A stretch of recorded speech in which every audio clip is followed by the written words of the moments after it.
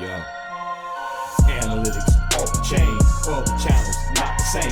Jake and Kyle, you know the name. Headliner Nation, we running the game.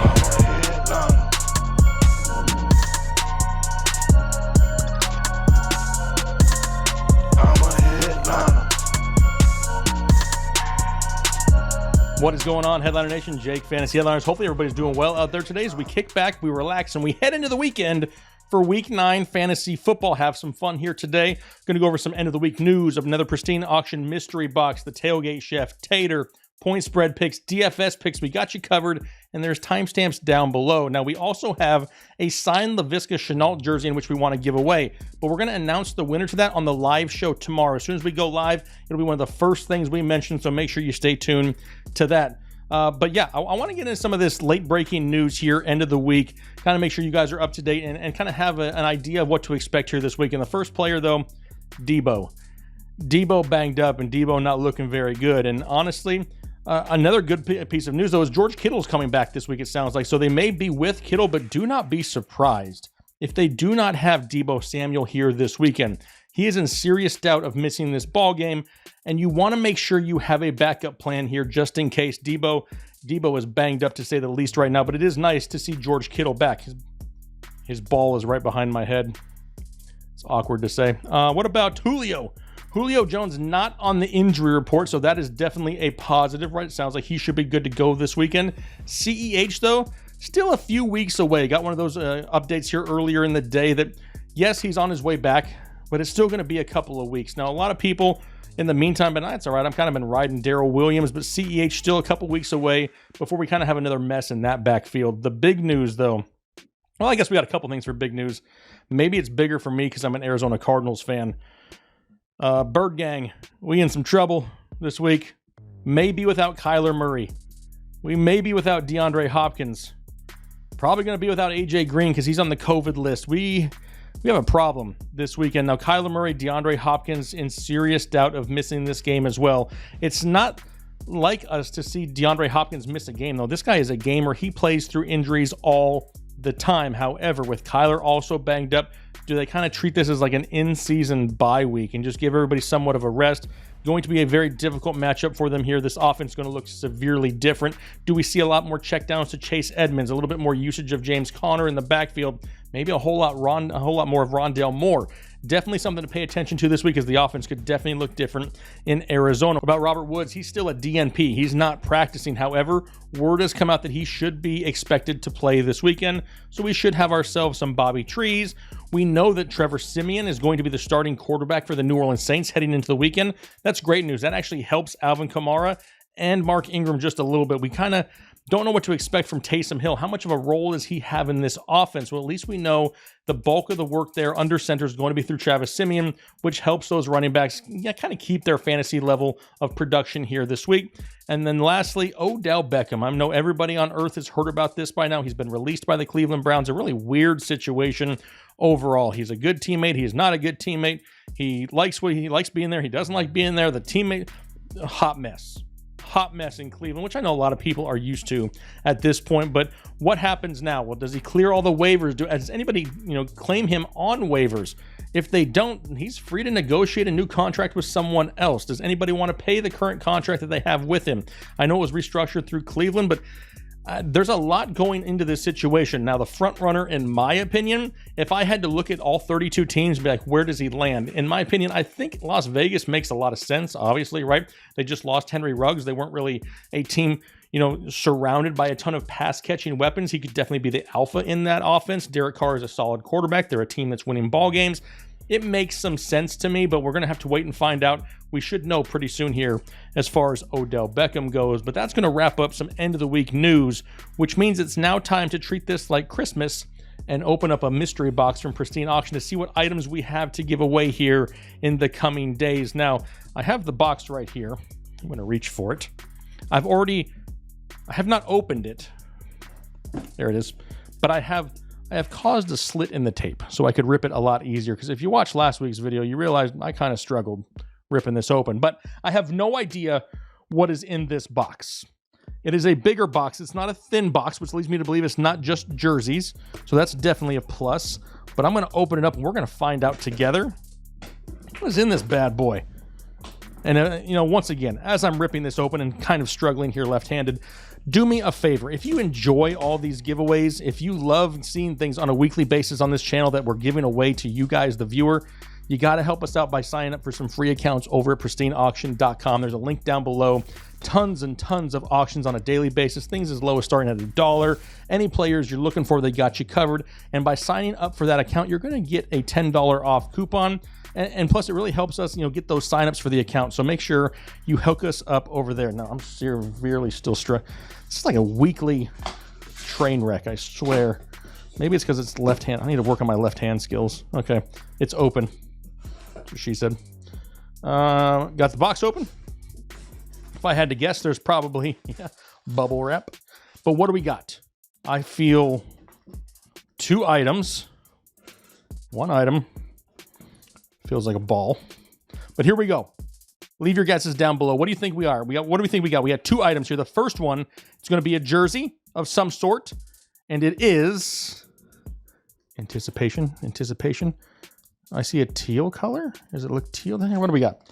We have, oh, look at that. A signed Jalen Waddle Miami Dolphins. That is nice right there. I like that. Jalen Waddle. I love it. That is a beautiful jersey. My favorite jersey here, the Miami Dolphins. Love the player in Jalen Waddle. Super exciting wide receiver. Getting an opportunity. A lot of people, you know, coming out of college with Alabama, especially with Devontae Smith, are like, oh, Devontae Smith is the alpha. We loved ourselves some Jalen Waddle over here. Thought he was very underrated. So to pull one of his jerseys, absolutely love that. Absolutely love it. Now next, what do we have next? Into the box I go.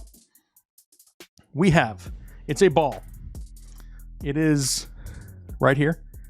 Do we get a little hint? What is that? Oh, I see an Eagles logo. Did we just go back-to-back Alabama receivers? No, but oh, I know there's going to be some fans out there. That is a signed Jalen Hurts Philadelphia Eagles football. I know there's some Eagles fans out there that are probably going to want to get their hands on a signed Jalen Hurts football. First piece we've got from a quarterback this year, I believe. So that's awesome. Awesome pull right there with a Jalen Hurts football. If it's something you're interested in, let me know down below in the comment section. You never know. I don't tell you what days I'm giving away what items, but literally things in my office just disappear weekly because we're constantly shipping things out all of the time. But once again, if you enjoy those giveaways, help us out by creating those accounts, pristineauction.com, using the code word headliners. When you do so, we'll give you that $10 off coupon. The signups on the site will help us continue to get free items on a weekly basis, so it really helps us all out. And then you have an opportunity to get something for your man cave out there. But now is the time that I kind of teased at the beginning of the show, right? We did a lot of cooking here at the headquarters today, and John Pickard, the Tailgate Chef, is back in the house and cooking up something super tasty for you here in Week 9. Hey everybody, this is John here with the Fantasy Headliners Tailgate Pick of the Week. Today we're going to be doing a Cajun smoked sausage taco with a chipotle ranch sauce. Y'all come on, check it out. Alright, so I'm going to start right here. I got a Cajun smoked sausage. This is one I made myself, stuffed and smoked everything. Any kind of sausage you want to use. You can use a Cajun smoked sausage. You can use a andouille, a regular smoked sausage, whatever you want to use. I'm going to take this over here to the Blackstone, throw it on, get them cooking. While that's cooking, I'm going to come back over here and I'm going to work on this chipotle ranch. Alright, we're going to start out here. We got some Duke's mayonnaise, some sour cream, a little salt, some minced garlic, garlic powder, onion powder, dried dill, lime juice, and a couple of chipotle peppers in our adobo sauce. We'll mix this up a little bit, and I'm going to take my immersion blender to chop those peppers up good, get them in there. Works really good if you can make this stuff up a day or two ahead of time, let it sit, let all these flavors come together. It really adds to it. You know, using this immersion blender kind of reminds me of when my mom used to make cakes when I was a kid. She'd let you lick the beater when she got done. Sometimes she'd even turn the blender off. Alright, I got my sausages done there. Got a little crisp on them, brown. I'm going to pull them off. Alright, we'll go over here and let's plate this up. Alright, let's put these things together. Put a little smoked sausage on here. We'll hit them with a little pepper jack cheese.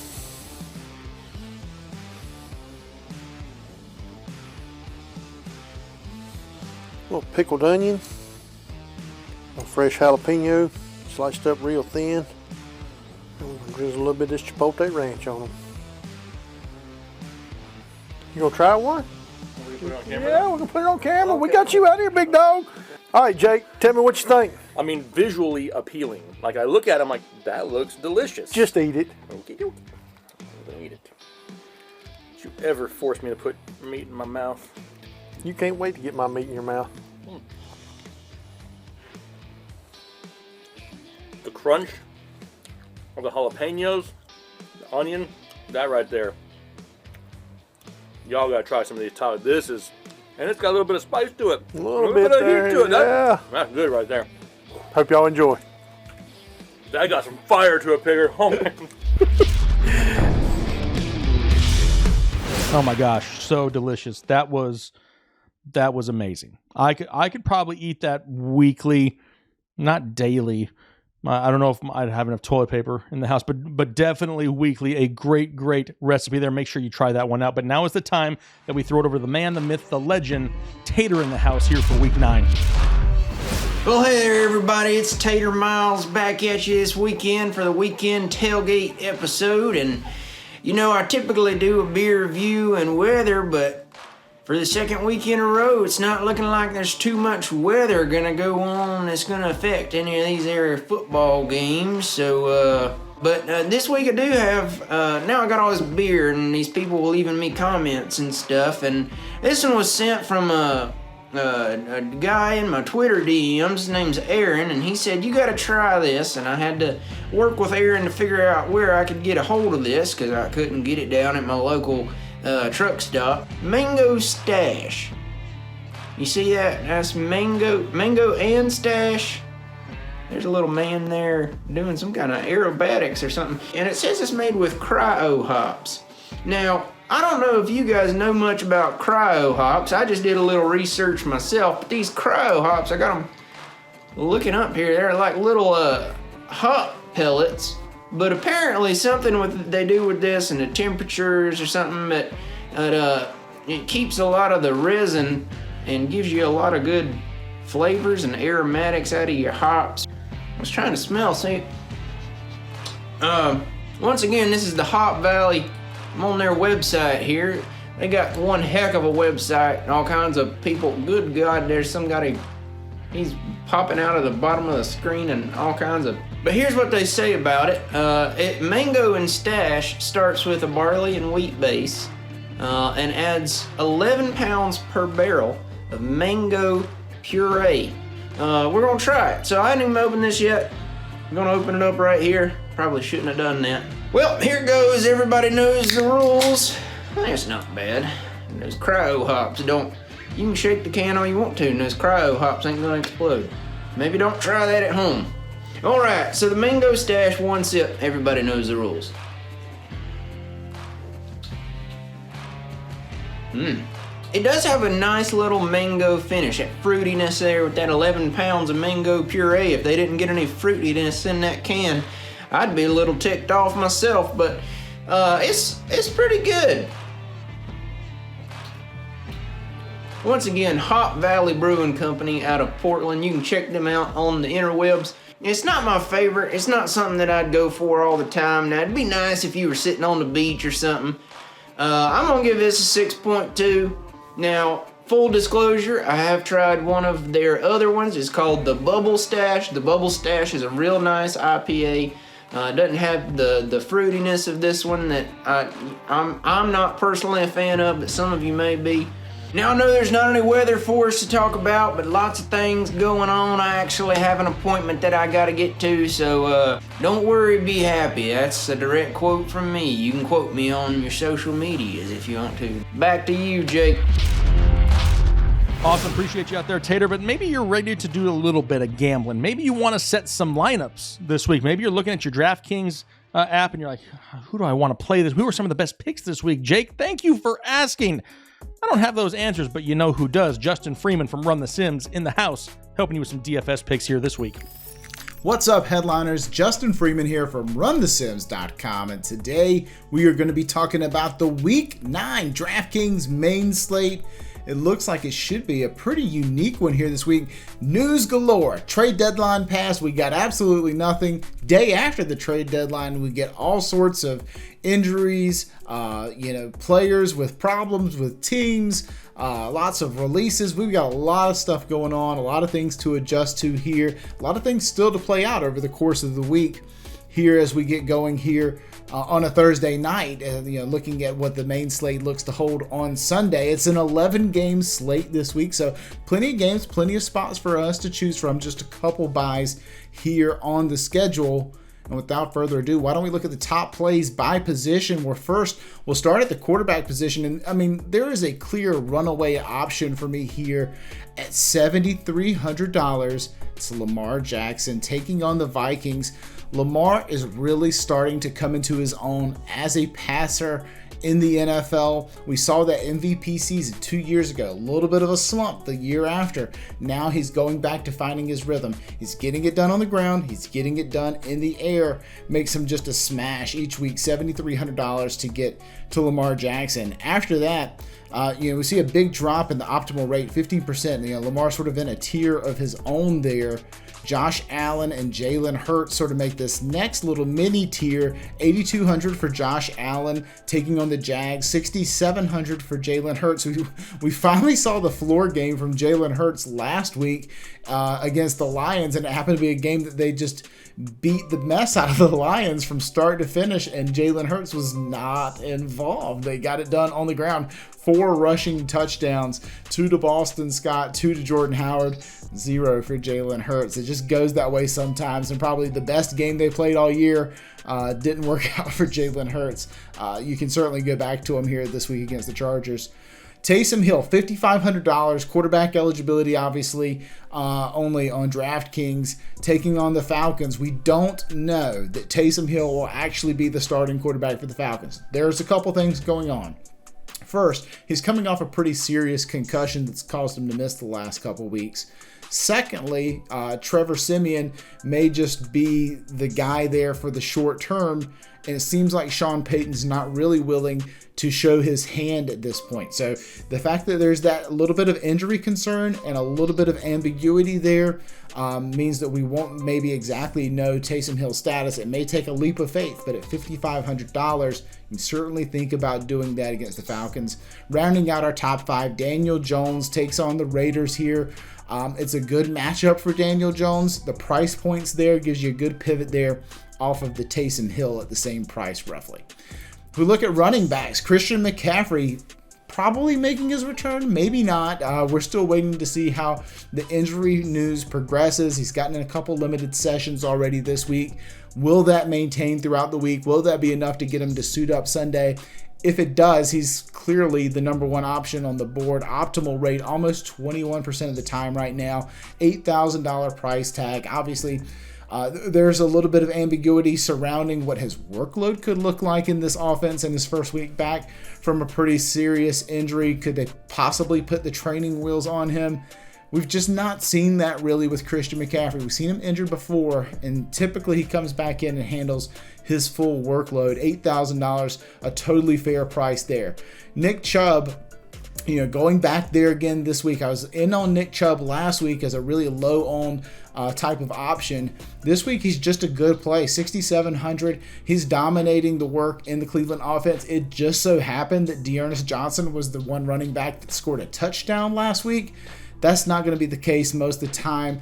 Bet on talent, bet on Nick Chubb, bet on him at $6,700, a totally reasonable price point. Cordero Patterson, number 3, $6,300. We get into a little bit of an ugly tier. Patterson and Gaskin, $6,300 and $5,800 a piece. Tough matchup against the Saints there for Patterson, but a team that literally has no playmakers left to turn to. They are trying to get Cordero Patterson the ball, whether it be in the backfield or whether it be out of the slot, him operating as a receiver. Myles Gaskin, a guy who's benefiting by the injury to Malcolm Brown in that offense, certainly helped solidify the role of him in that backfield. He's starting to be projectable for north of 50% of the team's carries, which is what we're wanting to see out of a lead running back, and he's plenty involved in the passing game. He's kind of like a poor man's DeAndre Swift. Very poor man, I suppose I should say. Maybe not after last week, based on what Swift did, but 5,800 against possibly the worst defense in the NFL, the Texans. $5,300 for Chase Edmonds this week. Don't look now, but Chase Edmonds has actually outrushed in terms of number of attempts. He's outrushed James Conner the past 2 weeks. That was never true the first 6 weeks of the season. It is true the last 2. Things are trending upward for James Conner. I'd be willing to bet on him, especially at that bargain bin price point of $5,300. At receiver, there's a lot of news impacting what we're seeing right here. Jarvis Landry, $5,100. He's going to get a monster workload if Odell Beckham's not in this offense. We've seen it in the past. And if he's going to get a monster workload, he's entirely too cheap at $5,100. And now we've kind of identified a pretty sweet little mini stack that we can throw in our lineups with Landry plus Joe Mixon, since the Browns and Bengals are playing each other in an AFC North showdown there. Hunter Renfrow, obviously, sadly, is going to be taking on premier number 1 duties by a long shot for the Raiders offense, with Henry Ruggs dismissed from the team in tragic circumstances there. Takes on the Giants. Good matchup for Hunter Renfrow. He's just going to step right into a boatload of targets. I think we'll also see Zay Jones come into a little bit more of a premier role as a starting option. But let's just face it, the ball tends to find the talent, and Renfrow is the talent in this offense. It's not Zay Jones. It's not Bryan Edwards. It's going to be Hunter Renfrow and Darren Waller. Tyreek Hill, $7,900, a guy who's starting to kind of run away from Travis Kelce in terms of target expectation in this offense. I don't know if that's sustainable or not, but Tyreek Hill's a good bet on talent every single time. Going against the Jordan Love-led Green Bay Packers, $7,900. Justin Jefferson, $7,500, going up against the Ravens this week. This is another bet on talent situation. And his opponent on the other side, Marquise Brown, $6,000. Another good little mini correlation you could add, or you could actually stack this up with Lamar Jackson plus Marquise Brown for a little skinny stack. Bring it back with Justin Jefferson. Brown's priced cheap enough where you can probably afford Jefferson in the same lineup. Or you could look at the tight end position. Mark Andrews leading the way this week at tight ends, $5,500 against the Vikings. Again, we're looking at great options each and every week to pair with Lamar Jackson. Make it Andrews in some lineups. Make it Marquise Brown and others. Travis Kelce, $7K against the Packers. If you're patient, you'll be rewarded more than likely with Travis Kelce. He and Mahomes are due for a blow-up spot here soon enough. Another premier option, Darren Waller, we mentioned that, coming into more targets in this offense potentially. Been a little bit quieter ever since that just amazing first week. I think we all remember that. $6,200 against the Giants there. Dallas Goedert, $4,500 against the Chargers this week. Goddard, just a guy who's really benefiting with no Zach Ertz obviously on that team anymore. Plus, there is an injury to Jalen Reagor, starting wide receiver, opposite of Devontae Smith in that offense. He's going to funnel more targets towards Goddard. Gesicki rounding out the top 5, $4,900 against Houston. That's 2 Dolphins that we seem to like a lot this week here with Gesicki and Myles Gaskin at the running back position. Overall, that's going to do it for us here this week. Week 9, guys, the season's flying by. Halfway point here this week. I hope you guys enjoyed it. Go check out runthesims.com. Use code headliners at checkout. Get 20% off your order. You can't beat it, guys. Just hop on in there. Get used to the tools. We've got some great stuff. Player prop tools, optimizer, simulator, so many cool things. Things you're not going to find at every other tool site. We pride ourselves on making some of the best at Run the Sims. So go check us out, runthesims.com. Use code headliners. I'm Justin Freeman. See you guys next week. Awesome. Appreciate you out there, Justin. But there's still some guys out there that want to bet some point spreads, right? They want to win some money on the games themselves. Well, we're bringing Chris Chouse back in the house to talk point spread picks here for week 9. What is up, Headliner Nation? Welcome back to Point Spread Picks, week number 9, man. Here we go. The season is just flying by. Last week, I told y'all to stick with me, man, because last week we did very well. We went 10-5 on the season record, still doing extremely well. 55% all-time is climbing, man. So we are doing extremely well in the winning record. You're going to have weeks that are off and weeks that are on. Last week was on. Let's keep that trend moving. Let's move in the right direction. Let's start off with Sunday. Minnesota taking travel to Baltimore. -4, -6 for the Ravens. And I mean, Minnesota's coming off the loss in a very winnable contest against the Dallas Cowboys. And Cooper Rush, man, he gave him the bum rush because he took it to him, man. Taking travel to Baltimore is going to be a daunting task, to say the least. Baltimore is coming off the bye and will be looking to rebound, I should say, after the dismantling from the Cincinnati Bengals. I fully expect Minnesota to compete and at least kill this spread, even if Baltimore wins. I'm taking Minnesota +6. New England -4 at the Carolina Panthers, man. The Patriots have played very well this season with Mac Money Jones, man. I mean, they do still turn the ball over, which gives the competition ways to get back in the game. Carolina, on the other hand, is a complete dumpster fire. We don't know who it's going to be this week, next week, and the week after. This is just how it is. Sam Darnold is playing injured, may not suit up in this contest. The defense is still very good. I mean, drop passes, poor execution has killed the Panthers this season. CMC is on track. He could be playing this week, so definitely watch out for that. I'm going to still roll with Carolina in this because I love the defense, and I expect Sam Darnold to play. Carolina +4, even if they lose. Cleveland at Cincinnati, -3 for the Bengals. The Browns are a hot mess right now with the whole OBJ drama going on. I mean, Baker's playing hurt. He's doing no favors to the team right now. The Bengals dropped the contest to the Jets last week, and I mean, I know, right? How the hell did they do that? How did they manage to drop that game?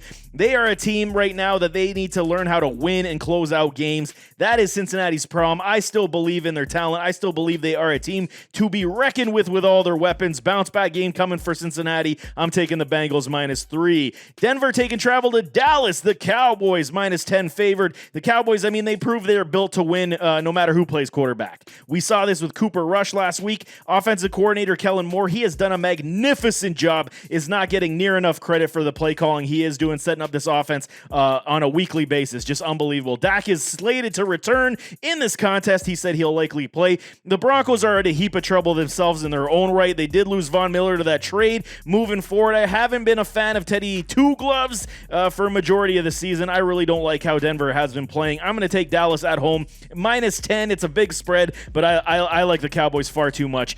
Buffalo -14.5 taking travel to Jacksonville to play the Jaguars. I mean, the Bills right now are interesting because to me they seem like they're holding back a little bit for the true punch to come in the postseason. I feel like they're just, they're stuck in like second gear on purpose, not because their play is suffering. But I mean, they're still not running the ball that I want to see and how I would like them to do. I mean, but they sneeze in this contest and they should win. Like, that's just how good it is. Jacksonville is a bottom feeder team, and we know that they're not going to be able to compete with Buffalo. Buffalo's defense should give Trevor Lawrence everything he can handle. Another big spread I don't like, but the Bills should take care of business. -14.5 for Bills Mafia. Let's go.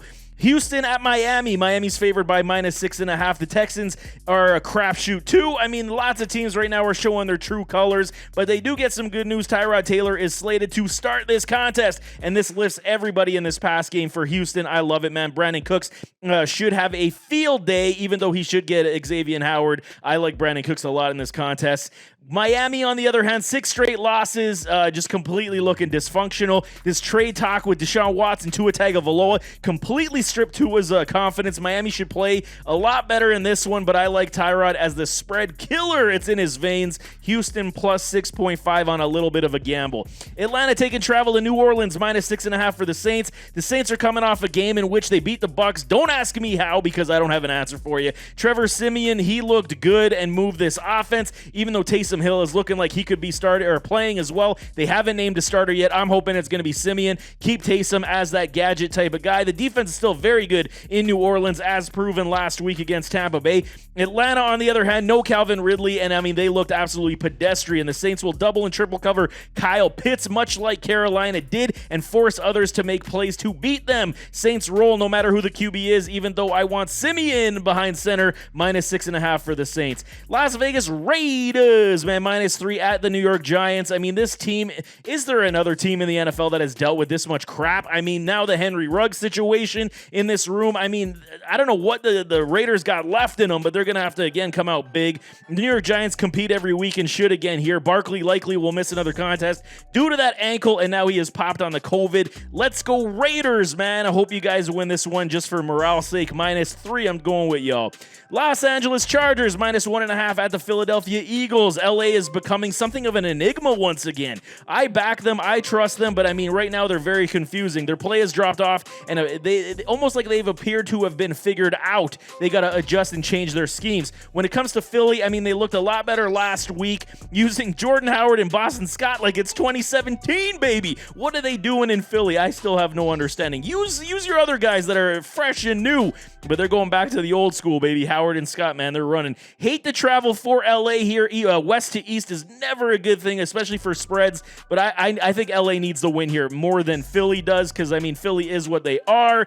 LA here, I'm going minus 1.5. Green Bay at Kansas City. The Chiefs minus 7.5. Huge news. Push this spread as Green Bay lost Aaron Rodgers. He's going to miss the game due to COVID. He is not vaccinated, and he now has to go through the entire protocol. Jordan Love will get the start, and I fully expect Green Bay to run the ball a lot. I really do. They're going to try to control this clock. Kansas City needs a big break, and they got it with Aaron Rodgers not playing in this one. So, I mean, they want to get this team going. They want to get this offense moving, and this was a huge one for them. Green Bay definitely needs to run the clock to keep Mahomes uneven. This defense really needs to show out as well. Jordan Love, we don't know what to expect, but I really have a lot of faith in LaFleur and how he called that last game without Devontae Adams. Yes, it's different because Jordan Love, he's not going to have Aaron Rodgers. He's going to have Jordan Love, but, you know, it's such a difficult game. I still think the way Kansas City's been playing, it's not favorable, so I'm taking Green Bay plus 7.5, even though the Chiefs could win by a touchdown. Let's go Green Bay. Arizona minus 1 at San Francisco. Kyler Murray is the massive question mark in this contest with his injury. He likely won't practice all week from what we're hearing. The 49ers and Deebo Samuel looked much better last week, going all over the field. And if Murray doesn't play, they have a massive leg up in San Francisco because Colt McCoy is the backup quarterback. And I mean, this offense will not look the same. So for the record and record-keeping purposes for my spreads, I reserve the right, and I do this because of injury, I reserve the right to change this pick. If Kyler plays, I go minus 1 Arizona. If Kyler sits, I'm taking San Fran plus 1. So I'm leaving that pick up to you guys, but for the record-keeping, that's how I'm going. So if you see it happen and you see my pick change, this is why. Tennessee at the LA Rams. Sunday Night Football. The Rams are favored by a minus 7.5. This huge news, of course, the loss of King Henry for 6 to 10 weeks with a broken bone in his foot. I mean, this changes everything in this offense, as we know. Signing Adrian Peterson will not keep this run game to what it was, and hopefully it's going to, no matter what it's going to do, it's going to alter this Tennessee offensive scheme 110%. No matter what the coaching staff says, it's going to alter it. The LA Rams just traded for Von Miller. I mean, they're all in to go for that Super Bowl. We'll see if Von suits up in this contest. They said he's been trying his darndest with the medical staff to try to get in there. He's got an injury to his ankle. He may not suit up for this one, but even without Von, this defense is going to be far too much for them to handle. King Henry is legit the most important offensive weapon for any team, I would want to say, matters more than any offensive player for any offense. That's how I kind of see this. I think a lot of people do as well. Hard to believe they're going to recover easily. I'm taking the Rams minus 7.5. I think Tannehill's really going to struggle without a run game. Monday Night Football. We got the Chicago Bears at the Pittsburgh Steelers, minus 6.5 for Pittsburgh. The Bears started off fast last week, finished completely off and lost to the 49ers. Fields had his moments of both good and bad. We do like the progression, but he's got to clean up his inadequacy. The Bears might get Montgomery back for this one as well. The Steelers are also an uneven club overall, but their defense is still very solid. It's extremely hard for me to believe, even against Chicago, that Big Ben is going to be able to win by 7 or more, man. They can nickel and dime you down the field, but I just don't like this overall explosion that they do not have anymore. I'm going to gamble here on Monday night. I think Chicago comes out again. I like what Justin Fields is progressing, the way he's progressing, so I'm going to roll with Chicago plus 6.5, even though I think they lose this ball game. So there you have it. That is Week 9 point spread picks, baby. Go ahead, get that money. I wish you guys nothing but the best of luck, and we'll see you next week. I am out. Awesome. Thanks, Chris. And that's going to cover everything here for the Tailgate Show, right? We did DFS picks, point spread picks, got the mystery box. Tater was in the house, the Tailgate Chef, getting some end of the week news. A lot has happened here this week in fantasy football, and I have a feeling it's going to be like this for the next couple weeks, right? A lot of teams grinding to get into the fantasy playoffs, put themselves in a good position to do so, and we greatly appreciate all your support here throughout the season. Make sure you head over to pristineauction.com, create that free account, use that promo code Headliners. Definitely appreciate that help there, but hopefully you guys have everything you need to kick back, relax, put your feet up, enjoy some football, some good food, some cold drinks this week, because that's what we're going to be doing over here. And we'll be looking forward to hanging out with you guys once again Saturday evening, 9 p.m. Eastern time for our weekly live show. Should be a lot of fun this week. But until then, hopefully you guys have a great rest of your day, a great weekend, and we'll talk to you later. Nation. I'm a headliner.